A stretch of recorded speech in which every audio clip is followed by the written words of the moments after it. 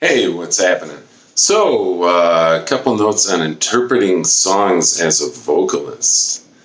Something you hear a lot these days is the question, what's your story? In fact, I wrote a blog called that, but it's a lot deeper than what I'm about to talk about. But that is what we're doing as vocalists. We are telling a story.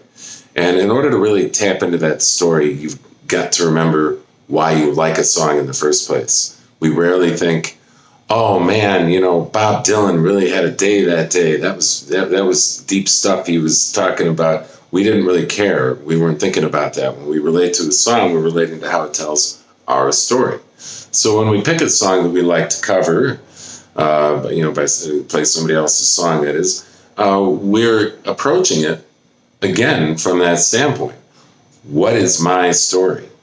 And by tapping into it authentically at that level, we are going to more freely interpret it, and which is okay. We're not parrots. A parrot can speak, but it does not know what it's saying.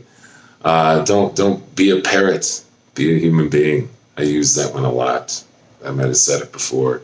My students are kind of sick of hearing it, but too bad. It's worth drilling in. You're not a parrot. You're a human being. Make the song your own. Interpret it on your own terms. Tell the story the way you relate to it, and you will do better service to the people whose stories you're telling by sharing the song. See how that works? When you understand the story that the songwriter has told for you, then you will understand the story you are telling in a way that you can tell it for other people. I've had countless students tell me this little story, and I've had it happen to me as well. So they did a song by so-and-so, and somebody came to them after they heard them play it and said, wow, I like your version better than the original. And like I say, I've had that happen to me. This does not mean, oh, I'm better than, or you're better than the original artist. No, it means in that moment, you got that story across in a way that they really felt it.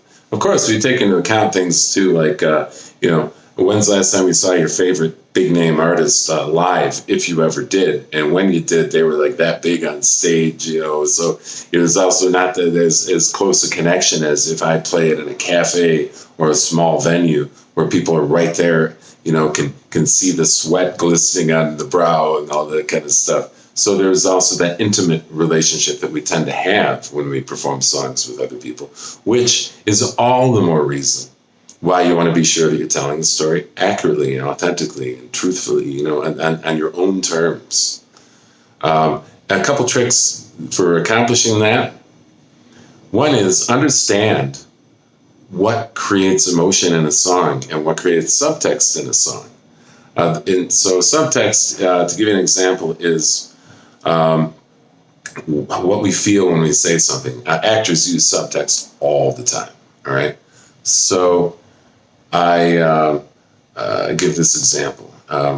If somebody goes, "Hey, it's Phil," they're probably happy to see me, right? But if somebody goes, "Hey, it's Phil," they're probably not so happy to see me. That's subtext. Now, we can take the lyrics of a song and we can write them out, do what actors do. It's a great exercise. And you won't have to do it every time once you've done it a few times, But you go in and you write out by hand with a pen, on paper, that stuff. You write out, you have to do it. This is organic. It's a connection you have to have organically. You write it out by hand, the lyrics of the song you're going to be working on or you're working on. And then you leave a space in between each line, and underneath each line you write the subtext. That is your feeling, your emotion when you sing that lyric, okay?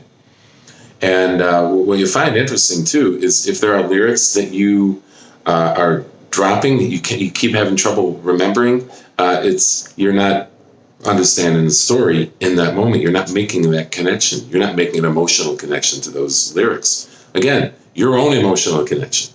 If the lyrics don't make sense to you, find out a way to make them make sense to you, Find out a way that these lyrics work for you personally. You might change them.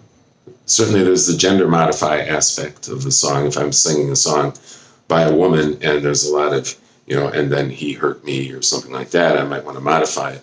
That's, of course, up to each person, but that's not what I'm talking about. I'm talking about if there's a lyric or two that you can switch and get the story across in a way that works for you, go ahead and do it.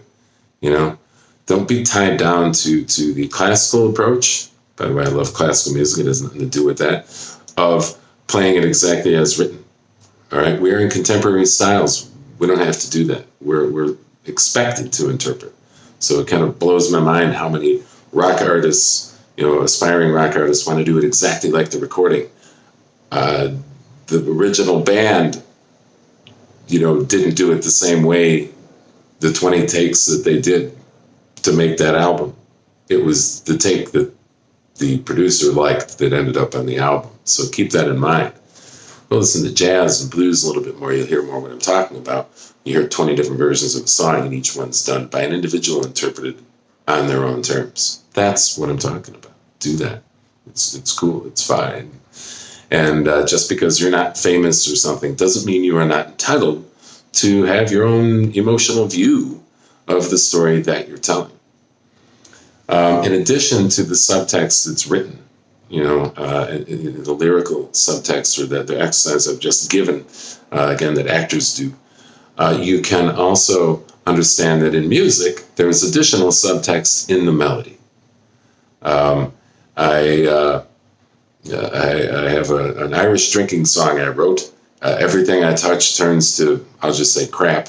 And if it was in a minor key, it would be very sad, very dark.